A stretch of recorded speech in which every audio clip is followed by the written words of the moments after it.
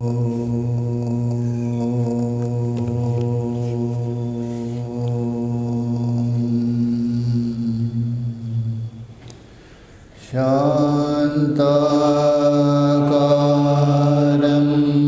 भुजगशयनं पद्मनाभं सुरेशं विश्वाधारं गगनसदृशं मेघवर्णं शुभांगं लक्ष्मीकान्तं कमलनयनं योगिभिर्ध्यानगम्यं वन्दे विष्णुं भवभयहरं सर्वलोकैकनाथं यं ब्रह्मा वरुणेन्द्ररुद्रमरुतः शृण्वन्ति दिव्ये सर्वे वेदेशाङ्गपरक्रमोपनिषदैः गायन्ति यं सामगा ध्यानावस्थिततद्गतेन मनसा पश्यन्ति यं योगिनो यस्यान्तं न विदुषुरासुरगणा देवाय तस्मै नमः देवाय तस्मै नमः। गुरुर्ब्रह्मा गुरुर्विष्णु गुरुर्देवो महेश्वरः गुरुः साक्षात् परं ब्रह्म तस्मै श्री गुरवे नमः तस्मै श्री गुरवे नमः। ओम शांति शांति शांति। भगवान के असीम कृपा से हम लोग श्रीमद् भगवद गीता के 14वें अध्याय को लेकर विचार कर रहे हैं। तो यहाँ तक विचार हो गया ये जो प्रकृति के गुण कौन से है, कौन कौन गुण हैं। सत्वगुण है, रजोगुण है, तमोगुण है, त्रिगुणात्मिक प्रकृति है। और ये तीन गुणों के द्वारा अलग अलग कार्यों के द्वारा ये प्रकृति इस जीवात्मा को बांध देती है। पहले ये बता दिया सत्वगुण के द्वारा किस प्रकार बांधती नहीं, बांधती जैसा इवा। अन्यथा यदि कोई कहे आकाश को मैं मुट्ठी में समेट लिया, संभव नहीं है। आकाश को घड़े के अंदर समेट लिया, संभव नहीं। तो बांधने जैसा ही वह। तो सत्व रजो तमोगुण तीनों अपने कार्य के द्वारा जीवात्मा को बांध देते हैं। बांधने का मतलब है उस कार्य के प्रति आसक्ति उत्पन्न करना, उसके प्रति लगाव होना, यही बांधना। रस्सी से बांध रहे ऐसा नहीं लेना। यहाँ बांधने का मतलब स्नेह उत्पन्न करना, एक प्रकार की आसक्ति, उसके प्रति लगाव, बस यही बांधना। बोलते आप संसार में बंधे हो, बोलते हैं ना, संसार में बंधे क्या बांध दिए क्या आपको रस्सी से? तो कैसा बंध गए? मतलब उसमें लगाव, अटैचमेंट, तादाद में है, उसको लेके। तो सत्वगुण कैसा है, उसका स्वरूप बताया, निर्मलत्वात् प्रकाशकत्वात् अनामयम। निर्मल है और प्रकाश अपेक्षाकृत लेना, स्वयं प्रकाश नहीं लेना, और दोष रहित है। और वो कैसा मानता है, सुख उत्पन्न करके सुख के द्वारा और शास्त्र ज्ञान के द्वारा मानता है। तो यहाँ तक हम लोगों ने विचार किया था। आगे देखिए रजोगुण कैसा मानता है। रजोगुण उसका स्वरूप क्या है और वो जीवात्मा को किस प्रकार जकड़ देता है, उसको बताने जा रहे। देखिए सत्वस्व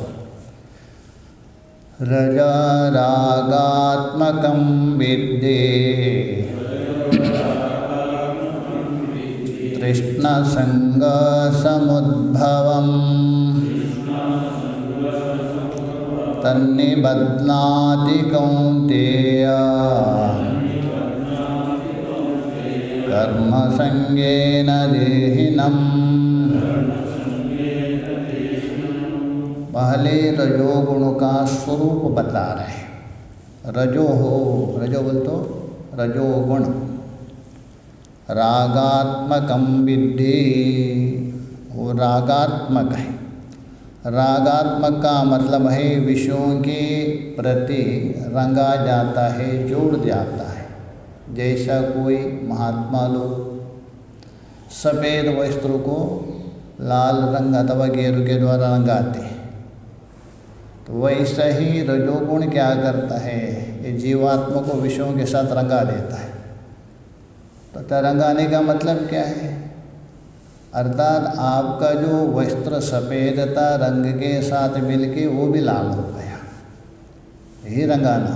वैसे ही आपका जो आत्मा है उसको विषयों के साथ जोड़ करके विषय आकार बनना, बस यही रंगाना, और कोई वहाँ रंग नहीं। इसलिए रागात्मकम अर्थात एक प्रकार से राग बोल तो रंजनात् इति रागा, रंग देता है। वो किस में रंग देता है, विषयों के समान रंग देता है। कौन रजोगुण विद्धि, इस प्रकार जानो। अच्छा उसकी उत्पत्ति कैसा है, यद्यपि उत्पत्ति नहीं हो पहले से, किंतु प्रकट कैसा होता है रजोगुण, क्योंकि प्रकृति का स्वभाव है ना अनादि है। किंतु अनादि होने पर भी प्रकट होने का साधन होना चाहिए। जैसा काष्ठ में अग्नि तो पहले से ही है, किंतु प्रकट तो करना पड़ेगा ना आपको। वैसे ही रजोगुण को ये दो प्रकट करवा रहे। तृष्णा संग समुद्भव, एक तृष्णा और दूसरा संग, ये दो के द्वारा वो प्रकट उत्पन्न होता है, नहीं लेना, क्योंकि रजोगुण पहले से पड़ा है, प्रकृति का स्वभाव है। यहाँ समुद्भव का मतलब है प्रकट होना, जैसा भगवान का जन्म प्राकट्य वैसा लेना। एक तो तृष्णा के द्वारा, तृष्णा किसको कहते हैं, कामना, वासना, चाहत, जो आपके पास वस्तु नहीं है, अप्राप्त है, और उसको प्राप्त करने की अंतःकरण में एक वृत्ति बनती है, उसी का नाम है तृष्णा। इसको कहते हैं तृष्णा। तृष्णा न जीर्णा वयमेव जीर्णा, भर्तृहरि बोल रहे। तृष्णा कभी जीर्ण नहीं होते, हम जीर्ण होते।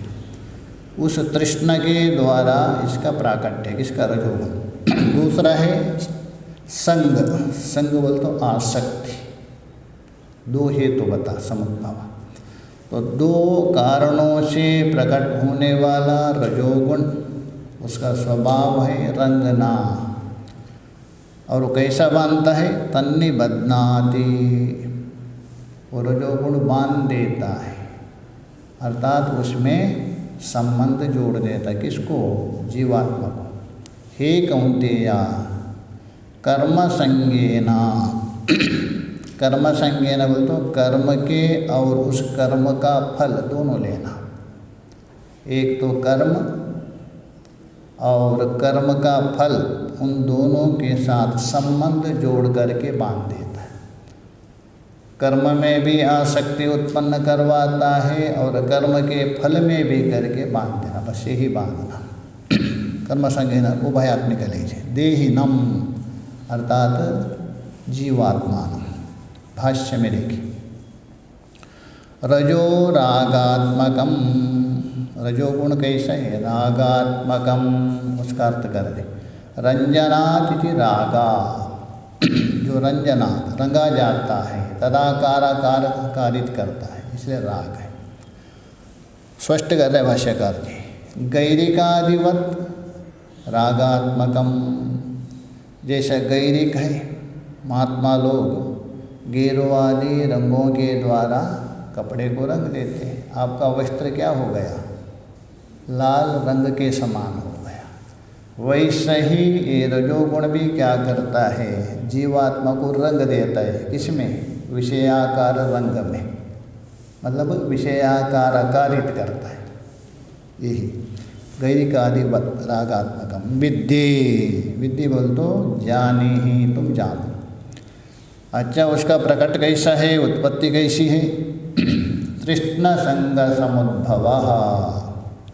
तृष्ण का अर्थ कर देखिए, अप्राप्त अभिलाष आसंग प्राप्ते विषये मनसा प्रीतिलक्षणा संश्लेषा तृष्णा। तृष्ण का अर्थ कर अप्राप्त वस्तु की, इस वस्तु का अभाव है आपके पास, उस वस्तु की। अभाव होने मात्र से नहीं चलेगा, अभाव भी हो, आपको उसका ज्ञान भी होना चाहिए। कभी कभी अभाव है, ज्ञान नहीं है, तभी तृष्णा नहीं होती। वो ऊपर से समझ लीजिए, वस्तु का अभाव भी है, उस वस्तु का सामान्यता आपका पास ज्ञान भी है। अरे इतने से भी काम नहीं चलेगा, प्राप्त करने की इच्छा भी होनी चाहिए, तभी जाके वो तृष्णा में परिणत होता है, केवल नहीं।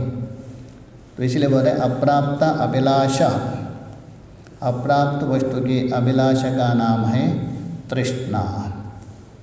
और आसंग, आसंग किसको कहते? आसक्ति का अर्थ कर रहे हैं। प्राप्ति विषय, वस्तु आपके पास पहले से प्राप्त है, विद्यमान है। मनसः प्रीतिलक्षण, मन का एक लगाव है उसमें, बिल्कुल ये नष्ट ना हो, मेरे पास सदा रहे, ये हो गया आशा। अप्राप्त वस्तु की प्राप्त करने की इच्छा हो गई तृष्णा, और जो प्राप्त है उसके प्रति एक मन की प्रीति है, राग है, लगाव है, इसी का नाम है आसक्ति। तो ये बता रहे विषय मनसः प्रीति लक्षण संश्लेष, इसलिए तृष्ण संगयो, ये तृष्ण और आसक्ति से। समुद्भव, समुद्भव मतलब अंदर छुपा हुआ रजोगुण प्रकट होता है। तृष्ण संग समुद्भव, इसलिए कहा तृष्ण संग समुद्भव। तत् ऐसा जो रजोगुण है, निबध्नाति, नितराम बदनाती, हर समय में बांधते रहता है जब तक तत्वज्ञान नहीं हुआ। तत् का अर्थ करे रजा। हे कौंतेया, कर्म संगेना, सीधा नहीं बांधता है वो। कर्म संगेना मतलब आप जो भी कर्म करते हैं, रजोगुण के बिना कर्म नहीं कर सकते। प्रवृत्ति है रजोगुण का कार्य है। अत्यंत सत्वगुण व्यक्ति है वो भी कर्म में प्रवृत्त नहीं होगा, अत्यंत रजोगुणी भी नहीं प्रवृत्त होगा कर्म में। अत्यंत रजोगुणी है ना, तमोगुणी, सोते रहेगा बस मस्त से, बिल्कुल ठंडी है तो कंबल ओढ़ के बढ़िया सोते रहेगा, स्वाध्याय सत्संग सब छूट जाएगा। ऋषिकेश में थे एक बार हम लोग बहुत पहले, तो अचानक फरवरी में ऐसे ही ठंडी थी और एकाएक रात्रि में बारिश आ गई भयंकर, इतनी बारिश आ गई ठंडी बढ़ गई एकाएक। सब महात्मा कंबल ओढ़ के सो गए। सुबह इतने 80 महात्मा में मुट्ठी भरी, 10-20 महात्मा। तो बाद में महाराज को वहाँ प्रणाम करने जाते थे। एक उसमें नीलगिरी बाबा बोल के नागा बाबा थे। महाराज ने पूछा, अरे नीलगिरी, ये नहीं पहले वाले मंडलेश्वर, सुबह आरती में क्यों नहीं आए? नागा तो थे महाराज, बारिश आ गए, सोने के लिए मज़ा आ गया कंबल ओढ़ के सो गए। आगे ऐसा नहीं सोना महाराज, मज़ा आए तो सो जाएंगे ऐसा है। तो इसलिए हम बता रहे हैं ये रजोगुण है वही कर्म के प्रति कारण होता है। तमोगुण बढ़ेगा तो बस सो जाएंगे, उसको कुछ रुचि नहीं लगेगा, ना सत्संग है ना कुछ प्रवृत्त नहीं होगा। सत्वगुणी भी अधिक सत्वगुण होने से ध्यानस्थ हो जाएगा, इसलिए रजोगुण ही कर्म में प्रवृत्ति के कारण। इसलिए हम बता रहे हैं कर्म उत्पन्न करके कर्म के प्रति आसक्ति के द्वारा बांध देता है। इसलिए कर्म संज्ञेन दृष्टा अदृष्टेषु कर्मसु, भाष्यकार जी दोनों ले रहे हैं, चाहे तो दृष्ट है अथवा अदृष्ट कर्मसु। अच्छा, कर्म कैसा अदृष्ट होगा? दृष्ट कर्म तो ठीक है, अदृष्ट कर्म कैसा है? या अदृष्ट कर्म का मतलब अदृष्ट कर्म फल में लेना। अदृष्ट जो कर्म फल है उसमें लेना। संजनम, संजनम का अर्थ कर तत्परतः, चाहे तो दृष्ट कर्म हो अथवा दृष्ट कर्म का फल हो अथवा अदृष्ट कर्म का फल हो, उसमें संजनम अर्थात तादात्म्य करना, लगाना, ये रजोगुण का काम है। तत्परता भाष्यकार अर्थ कर है तत्पर होना। कर्म संग, इसी का नाम है कर्म संग। तेना कर्म संगेना, उस कर्म के साथ संग करके आसक्ति बंधनाति। लेकिन कर्म बंधन का कारण नहीं है, कर्म संग बंधन का कारण है, संसार बंधन का कारण नहीं है। संसार के साथ संग आसक्ति, तो कर्म के प्रति आसक्ति है, फल के प्रति आसक्ति है, वो बंधन का कारण। आसक्ति के बिना कर्तव्य दृष्टि से नहीं करते, वो बंधन का कारण नहीं। इसलिए बोल रहे कर्म संगः निबध्नति रजो देहि नाम, देहि बोल तो जीवात्मा को। आगे देखिए तमोगुण को बता रहे तमोगुण का क्या स्वरूप है और तमोगुण किस प्रकार इस जीवात्मा को बांधता है। तमस्त्वज्ञानजं विद्ये मोहनं सर्वदेहिनां प्रमादालस्य निद्राभिः तन्निबध्नाति भारत। तमः, जो तमोगुण है तीसरा, संख्या के अपेक्षा तीसरा है, सत्व रजो तमो। अज्ञानजं विद्धि, अर्थात ये अज्ञानज है, अर्थात अविवेक से प्रकट होता है। अज्ञान का मतलब अविवेक, अविचार। जब तक अविचार है तब तक ये अवश्य उत्पन्न होगा। इसलिए जो अविवेक अथवा अविचार के द्वारा ही तमोगुण प्रकट होता विद्धि। और कैसा है वो? मोहनम, मोहित करने वाला है। शरीरधारियों को जो मोह उत्पन्न होता है तमोगुण के द्वारा। बोलते हैं ना, उनसे मैं प्रेम कर रहा हूँ, सरासरी गलत है वो। मोह है वो, प्रेम नहीं। प्रेम तो जानते आप पढ़े हैं ब्रदरण के, आत्मनस्तु कामाया सर्वम प्रिया, पुत्राद वित्ता सर्वस्मात् प्रिया। वो प्रिय तो वही है, बाकी तो मोहात्मक है। तो इसलिए मोहनम किसके? सर्वदेही नाम, एक का नहीं, मनुष्यों में ऐसा नहीं, सभी प्राणियों में। बंदरिया को देख लीजिए, कभी बच्चा मर जाता है उसका, एक हाथ में पकड़ के ले जाते, सड़ गया है, हड्डी है, तभी तक छोड़ती नहीं, वो बच्चे को ले जाती, बदबू आ रहा है सब कुछ। मोहनम। और कैसा बांधता है?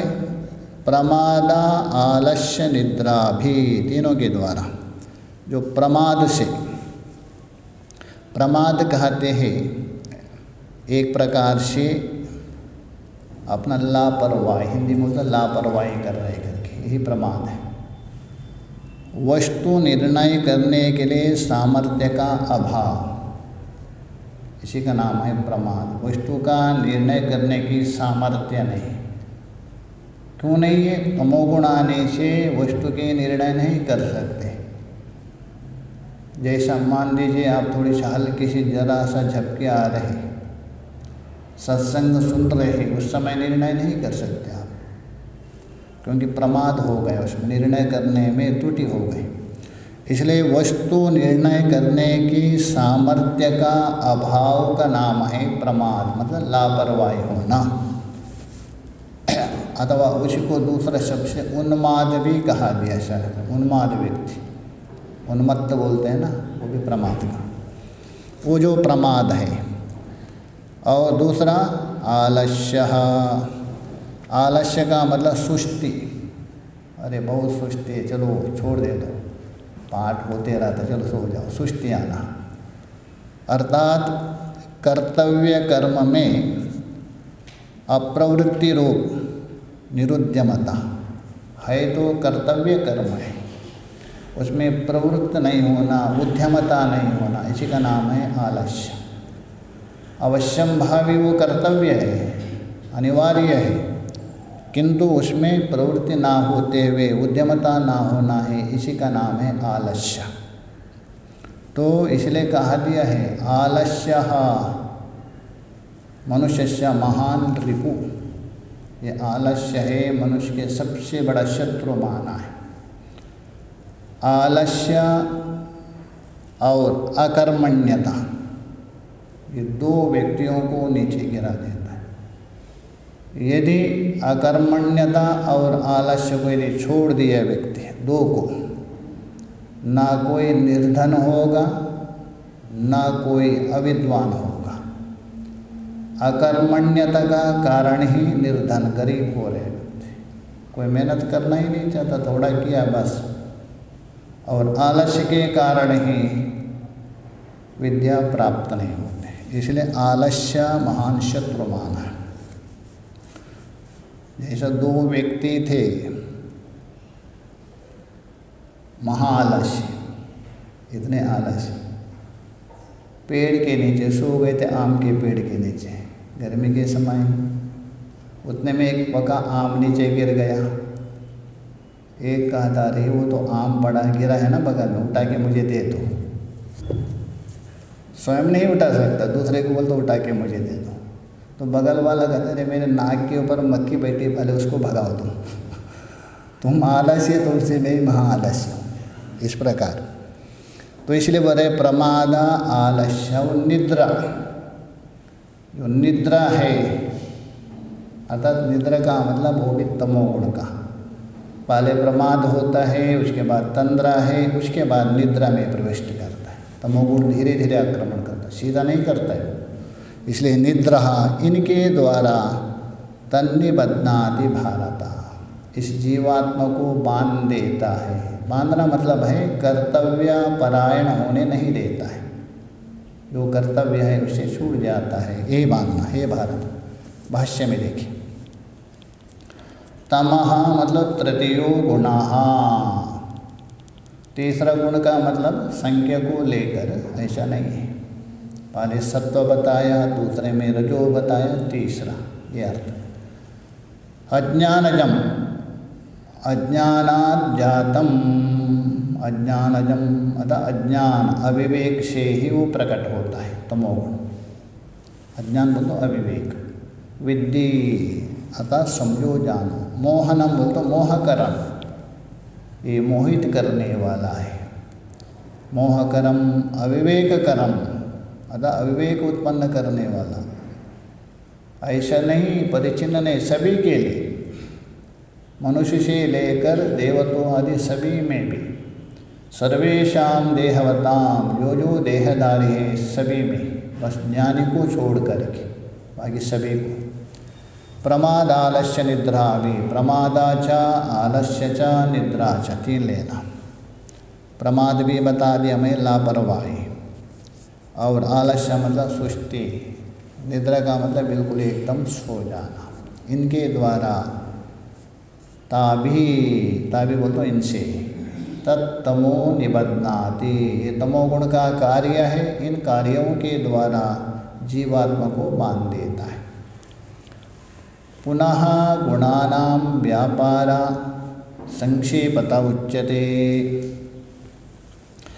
एक तो बता दिया गुणों का स्वरूप क्या है, वो क्या करते हैं करके, फिर भी उन गुणों का जो व्यापार है, क्रिया है, संक्षेप से बता रहे। दोबारा क्यों बता रहे?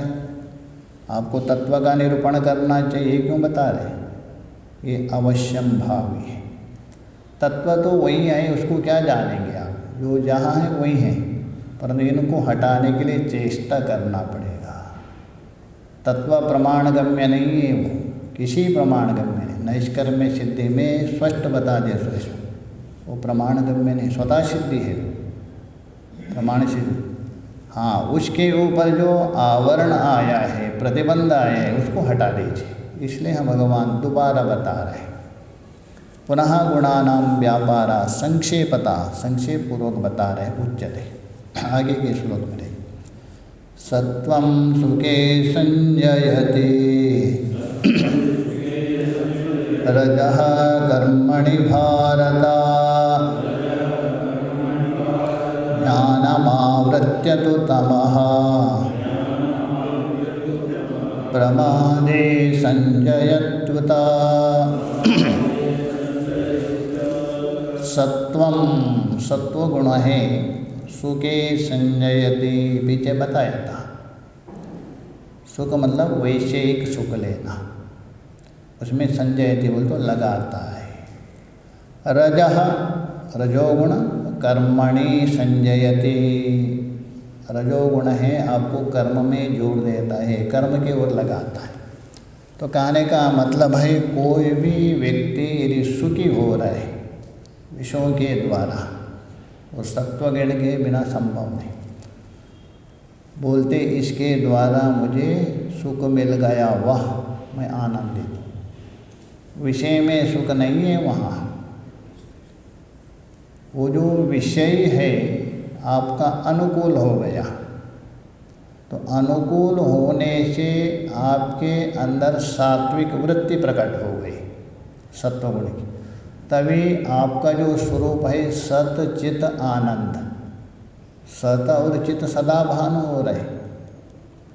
सत बोल तो अस्ति अस्ति है करके, चित बोल तो भांति भान हो रहे करके, किंतु आनंद अंश नहीं, मैं दुखी हूँ, मैं हूँ, कोई भी नहीं कहता मैं नहीं हूँ करके, मैं हूँ, और मेरा भान हो रहे सब लोग, किंतु मैं सुखी हूँ ये स्वीकार नहीं करता। तो इसलिए सात्विक वृत्ति तभी बनेगा, अनुकूल वस्तु आ गया, सात्विक वृत्ति बन गई, उतने में आपका आनंद अंश उसमें प्रतिफलित हो गया, तभी बोल तो मैं सुखी हूँ। और सुख है आपका, उस विषय ने केवल प्रकट किया, तो इसीलिए हम बोलते हैं वो सुख में जोड़ देता है विषय। वैसे ही रजोगुण, जब तक आपके अंदर राजसिक वृत्ति नहीं बनेगी, प्रवृत्ति नहीं होगी, प्रवृत्ति नहीं हो तो कर्म नहीं कर सकते, इसलिए कर्मणि, कर्म में जोड़ देता है। और ज्ञानमावृत्य, जो विचारात्मक ज्ञान है, शास्त्रीय ज्ञान है, धर्मपरक जो ज्ञान है, उसको, सभी ज्ञान को नहीं, बाकी तो ज्ञान तो रहेगा, उसको आवृत्य तो तमः प्रमादे संजयति, जो प्रमाद में लगाता है, आलस्य आदि में लगाता है। कौन? तमोगुण। भाष्य में देखिए, सत्वं सुखे संजयति, संजयति का अर्थ करे संश्लेषयति, अर्थात सम्यक रूपेण श्लेषयति, जोड़ देता है, लगा देता है। कौन? सत्वगुण। ऐसा नहीं सुख के द्वारा, सीधा नहीं, तो संश्लेषयति। रजः कर्मणि, वहाँ भी संश्लेषयति, जोड़ दीजिए। हे भारतः संजयति इति वर्तते, संजयति का मतलब है रजोगुण भी कर्म में जोड़ देता है। संजयति बोलते वर्तते, उसमें विद्यमान रहता है, कर्मादि में। ज्ञानम सत्वकृतम विवेकम, ज्ञान का अर्थ कर रहे स्वरूपात्मक ज्ञान नहीं लेना, सत्वगुण से उत्पन्न हुआ विवेकात्मक ज्ञान। जीव के अंदर विवेकात्मक ज्ञान तब तक उत्पन्न नहीं होगा सत्वगुण ना हो। सत्वगुण हो तभी ही वो विवेक कर सकता है, विचार कर सकता है, चिंतन कर सकता है। ऐसे जो सत्वगुण से उत्पन्न हुआ कौन विवेकात्मक शास्त्रीय ज्ञान है उसको आवृत करता है, ढक देता है कौन तमोगुण। तो इसलिए बोले ज्ञानम आवृत्य तो तमः प्रमादे, अतः प्रमाद में प्रवृत्त करता है, यही बता रहे। आच्छाद्य सत्वकृतम विवेकम आवृत्य का अर्थ करें आच्छाद्य, ढक करके।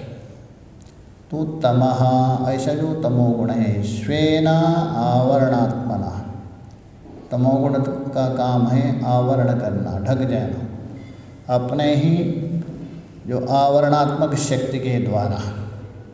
प्रमादे संजयति, केवल ढकता ही नहीं उल्टा प्रमाद में ले जाता है। उतः उतर्थ भी प्रमादो नामा प्राप्त कर्तव्याकरणम। प्रमाद किसको कहते हैं?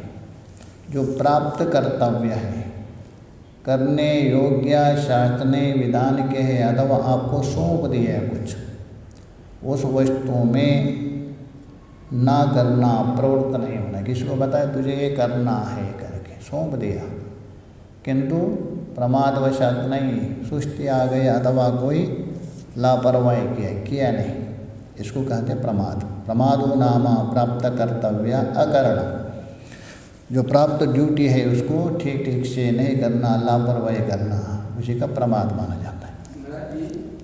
ये आत्मा का स्वरूप सच्चित आनंद है। हाँ, तो सच्चित तो अस्थि भांति से हो गया, वीर्य का ऐसा क्यों नहीं है? इसीलिए है आपका जो अनानंद नाम का एक आवरण है वो ढक जाता है, वो आच्छादित करता है। आपके अंतःकरण में 3 वृत्तियाँ बनती हैं, सात्विक राजसिक तामसिक, आपका नहीं किसी का भी। तो राजसिक और तामसिक वृत्ति में 2 भान होता, अस्थि भाति, ये 2 प्रकट होता है,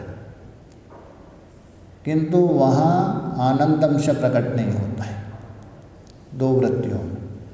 सात्विक वृत्ति में 3 भान होता है, क्योंकि आनंद प्रकट तभी होगा जहाँ स्वच्छ हो, पवित्र हो, वहीं प्रकट होता है। तो राजसिक और तामसिक ये पवित्र नहीं है, इसलिए अस्थि और भाति प्रकट होगा वहाँ भी, दोनों वृत्तियों में। और सात्विक वृत्ति है वहाँ 3 भान होता, अस्थि भाति प्रिय भी रहेगा। आनंद है, किंतु आनंद प्रकट होने के लिए निर्मलत्व चाहिए, तभी उसमें पड़ता है। अतः आनंद ये 2 वृत्ति में नहीं भान होता, होने पर भी उसके लिए सात्विक वृत्ति ही चाहिए। आगे जो बता रहे हैं, उक्तम कार्यम कदः कुर्वन्ति गुणा इति उच्यते। उक्तम कार्यम, ऊपरयुक्त जो कार्य है बता दिया था। सत्वगुण सुख में जोड़ देता है, रजोगुण प्रवृत्ति कर्म में जोड़ देता है, तमोगुण आलस्य आदि उत्पन्न करता है। ये कार्य बताया था गुणों का। अभी ये जो कार्य है कब करते हैं गुण? एक साथ करते हैं अथवा एक एक करते हैं, आक्षेप ही है। 3 मिलके करते हैं अथवा एक करते हैं। अब यदि 3 मिलके यदि करते, तीनों प्रधान रहेगा अथवा एक प्रधान रहेगा, ये सारे इसमें संशय है। तो उसका समाधान कर रहे हैं, ये कभी कार्य करते हैं। बस इसका समाधान ये है, जहाँ भी कार्य हो रहे तीनों गुण तो रहेगा ही, बिना गुण से कोई कार्य नहीं हो सकता। त्रिगुणात्मिक है जगत, बस इतना है जिसका जो कार्य हो रहे वो प्रधान रहेगा, बाकी उसके नीचे रहेगी बस दबा करके। सात्विक कार्य हो रहे सत्वगुण प्रधान रहेगा और रजो और तमो को दबा देगा। राजसिक कार्य हो रहे अन्य 2 को दबा देगा, उसके बिना नहीं होगा। यही बता रहे, देखिए रहेगा तीनों गुण मिलके करते। हाँ, ये तीनों गुण परस्पर विरोध भी है, कभी विरोध समबल होने पर, और एक प्रधान जा होते 2 अपने आप उसको सरेंडर करके सहायता करते। विरोध मानने पर भी जहाँ मुख्य और गौण होता है तभी सहायक बनेगा। उसको बता रहे देखिए, रजस्तमश्चाभिभूय सत्वं भवति भारत, रजसत्वं तमश्चैव तमसत्वं रजस्तथा। रजः तमश्च अभिभूय, ये सत्वगुण कभी प्रकट होता है बता रहे। रजोगुण और तमोगुण को अभिभूय दबा देता है। इन दोनों गुणों को दबा करके उसके ऊपर सत्वगुण प्रकट होता है। तो ये बता रहे रजः तमश्च अभिभूय बोल तो नेक भाव करके दबा करके, सत्वम जो सत्वगुण है संजायति, यहाँ जोड़ दीजिए, संजायति के साथ जोड़ दीजिए, अर्थात प्रकट होता है, उत्पन्न होता है। भवति पढ़ाई है कोई जरूरत नहीं, सत्वम भवति, भवति बोल तो प्रकट होता है। हे भारतः, हे अर्जुन। उसी प्रकार रजः सत्वं तमश्चैव, और रजोगुण का भी प्रकट होता है। सत्वं तमश्चैव अभिभूय, यहाँ भी अध्ययन कर दीजिए। सत्वगुण और तमोगुणों को दबा दिया दोनों को, तभी रजः भवति, यहाँ जोड़ दीजिए, दो का अध्ययन करके लगा दीजिए। सत्वः तमश्चैव अभिभूय रजा भवति, रजोगुण प्रकट होता है। और तमोगुण का भी प्रकट होता है। सत्वं रजस्ततः, ततः उसी प्रकार ततः तमः सत्वं रजः अभिभूय, सत्वगुण को और रजोगुण को अभिभूत करके तमोगुण प्रकट होता है। तो कहने का मतलब जिस समय में सत्वगुण की वृत्ति कार्य चल रहे तभी रजोगुण और तमोगुण क्या होते, दब जाते, नष्ट नहीं होते। और जिस समय में राजसिक वृत्ति बन रहे अन्य दो दब जाते, दब करके गौण रूप से वो भी सहायक बनते हैं। और तामसिक वृत्ति बनती है तभी ये दो गुण दब जाते, नष्ट नहीं होते। अच्छा मान लीजिए तामसिक में सुख मिलता है क्या, नहीं, ये नहीं मिलता तो आगे तामसिक सुख कैसा बताएंगे भगवान। तमोगुण से भी सुख मिलता है। सुख देने का काम किसका है, सत्वगुण का। इसलिए वहाँ भी तमोगुण जो काम करता है वहाँ भी सत्वगुण है किंतु दबा है, तो इसलिए उसके साथ मिलके वो भी उसको सुख उत्पन्न करता है। सुख देना सत्वगुण का ही काम, इसलिए रहेगा, एक दूसरे में दब देता। भाष्य में देखिए, रजः तमाचा उभो, ये दोनों रजोगुण और तमोगुण, उभोपि दोनों भी, अभिभूय, अभिभूय कहते दबा करके, न्यग भाव करके, सत्वं भवति, तभी उस जीवात्मा जो साधक है उसके अंदर सत्वगुण प्रकट होता है। भवति का अर्थ कर उद्भवति, अर्थात वर्धते, उत्पन्न नहीं होता है, सत्वगुण पहले ही पड़ा है किंतु बढ़ जाता है।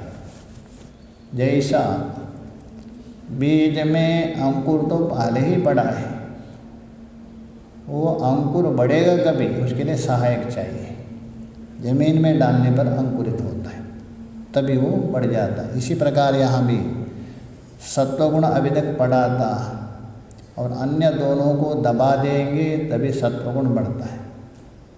अच्छा सत्वगुण क्यों बढ़ेगा, उसको कोई ना कोई सहायता लेना पड़ेगा तभी वो बढ़ेगा। सहायता कौन है, बस ये साधन है, भजन है, शास्त्र चिंतन है, सद्विचार है, ये उसका सहायक बनता है। ये सहायक होने से सत्वगुण बढ़ेगा, वो अपने आप दोनों को दबा देगा। बिना सहायता से वो नहीं बढ़ सकता अपने आप, इसलिए बता रहे। उद्भवती बोल तो वर्धते, वर्धते बोल तो बढ़ता है, कौन, सत्वगुण। यदा यदा वर्तते तदा लब्धात्मकम सत्वम, तभी वो लब्धात्मक बोल तो उपस्थित होता है सत्वगुण। स्वकार्यम, सत्वगुण का जो कार्य है उसका जो सामर्थ्य है वो दिखाता है सत्वगुण। ज्ञान सुखादि आरभते, उसका कार्य कौन है? एक तो शास्त्र ज्ञान और दूसरा वैश्विक सुख प्रकट करना, ये दो लेना वो कार्य करे। कभी दो गुणों को दबाता है और उसके वृद्धि हो जाती है। वृद्धि अपने आप नहीं होगा, सहायक को लेकर तभी काम करता है। हे भारत, तथा उसी प्रकार रजोगुणा, रजोगुण भी सत्वम तमः च एवा, इन दोनों को क्या करते हैं? उभो अपि अभिभूया, इनको दबा देते हैं। सत्वगुण को भी दबा देंगे और तमोगुण को भी। अभिभूया वर्धते, वो भी बढ़ जाता है। कौन? रजोगुण। उसके लिए कुछ सहायक चाहिए। रजोगुण के जो जो कार्य है उनको देकर बढ़ जाता है। रजोगुण पहले से ही बढ़ा है, उसके बाद उस कार्य के द्वारा वो अभिवृद्धि हो जाता है रजोगुण। यदा यदा वर्धते तदा कर्म तृष्णादि स्वकार्यम आरभते, जब कर्मों के प्रति जो तृष्णा है, लगाव है, आसक्ति, उसमें अधिक प्रवृत्त हो जाता है रजोगुण बढ़ने से। तमः, तम का अर्थ कर तमाक्यो गुण, तम संज्ञक, तम नाम का जो गुण है। सत्वम रजः च, सत्वगुण और रजोगुण दोनों को उभो अपि अभिभूया, दोनों को दबा करके एवह वर्धते, यदा वर्धते, जिस समय में वो बढ़ जाता है, उनको दबा करके बढ़ जाता है। ज्ञान आवरणादि स्वकार्यम आरभते, तभी ज्ञान आवरणादि जो अपना कार्य है वो करने लगता है। कौन? तमोगुण, उसका जो कार्य। तो कहने का मतलब है सभी गुण है रहेंगे एक साथ, उसमें एक प्रधान रहेगा और दो गौण होते काम करेंगे। हाँ, गुणातीत कौन होंगे वो आगे बताएंगे। वो किस समय में गुणातीत हो गए, 21वें श्लोक में जाके बताएंगे। गुणातीत वही हो सकता है तत्वज्ञान, तब तक ये रहेंगे। आगे बता रहे यदा यो गुणः उद्भूतो भवति तदः तस्य किं लिंगम इति उच्यते। अर्जुन की तरफ से, अर्जुन नहीं पूछ रहे, जिज्ञासा प्रकट हो सकती अर्जुन के मन में। यदा बोल दो, जिस समय में जो गुण बढ़ जाता है, जो गुण की वृद्धि होती है, उस समय में उसके क्या चिन्ह हैं, क्या निशाना है। इसके अंदर सत्वगुण बढ़ा है, इसके अंदर रजोगुण बढ़ा है, कैसा पहचाने? पहचानने का तरीका क्या है, इसलिए बोल रहे। तो किम लिंगम, किम लिंगम मतलब किम हेतु, कौन सा चिन्ह है, कौन सा निशाना है। ये व्यक्ति राजसिक है, ये व्यक्ति तामसिक है, ये व्यक्ति और सात्विक है करके तो भगवान स्पष्ट बता देंगे। इससे पहचान सकते आप व्यक्ति को। सर्वद्वारेषु देहेऽस्मिन् प्रकाशोपजायते ज्ञानं यदा तदा विद्यात् विवृद्धं सत्त्वमित्युता। सर्वद्वारेषु, समस्त द्वार का मतलब समस्त इंद्रियों में। ये द्वार का मतलब इंद्रिया, तो इंद्रिया द्वार है। छांदोग्य उपनिषद में कहा दिया है द्वार कहाँ होता, राजा के वहाँ प्रवेश करने के लिए द्वार होते, वहाँ द्वारपाल भी रहते हैं। वैसे ही यहाँ राजा बैठा है, इंद्र है, इस शरीर का मालिक है, राजा है वो। जीवात्मा कहिए, उसको इंद्र कहिए, अथवा क्षेत्रज्ञ कहिए, वो राजा है।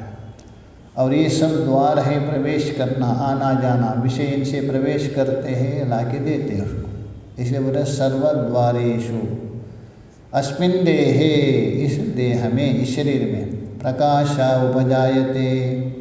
तो कहने का मतलब समस्त इंद्रिया में हो अथवा मन में हो अथवा शरीर में हो, आपके अंदर एक प्रकाश का मतलब एक उल्लास रहता है। आलस्य एकदम आपके अंदर इतना उल्लास रहता है कोई भी काम करने के लिए, आलस्य प्रमाद बिल्कुल समाप्त हो गया। ये समझो सत्वगुण बढ़ा है करके। प्रकाश का मतलब ये प्रकाश नहीं लेना जैसे लाइट प्रकाशित कर रहे हैं। प्रकाश का मतलब है आपके अंदर एक उल्लासता, आपके अंदर एक जोश, ये जो उत्पन्न होता है वही प्रकाश लेना।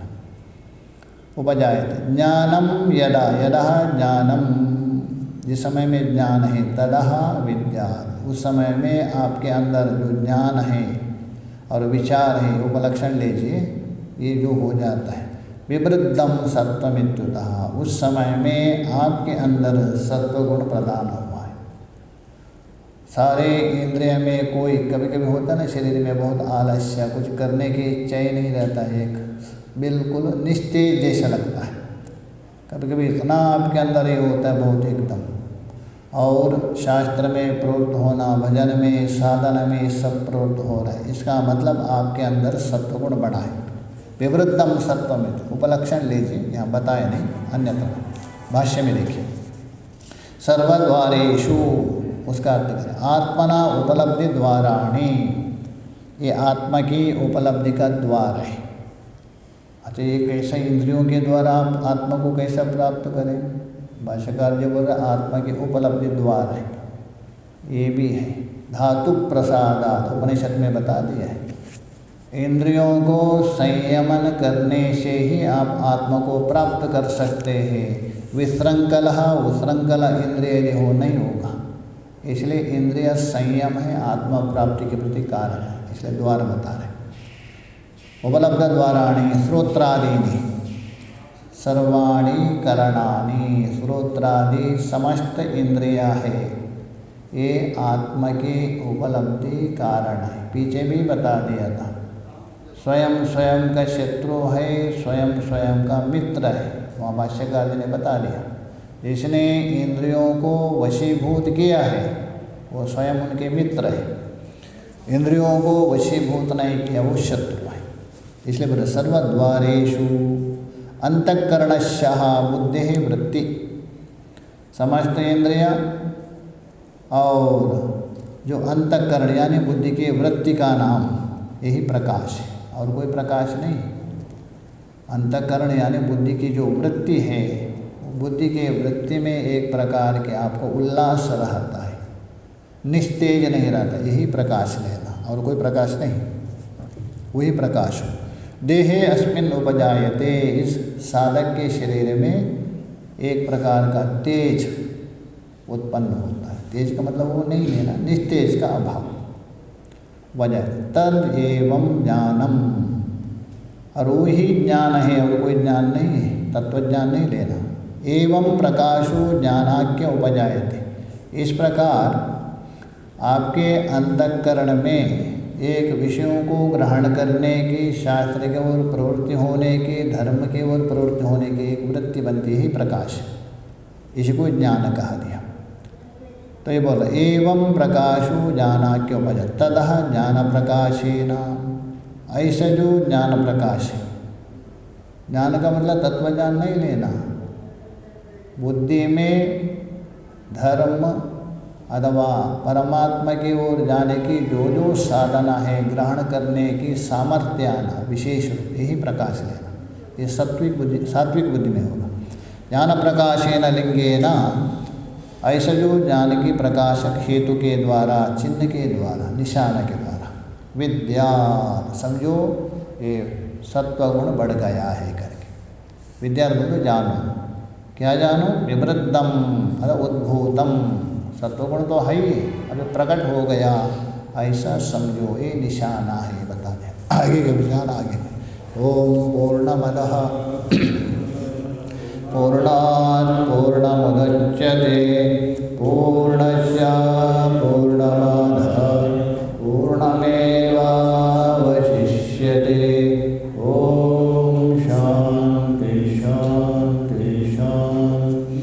शंकरं शंकराचार्यं केशवं बादरायणं श्रोत्रभाष्यकृतो वन्दे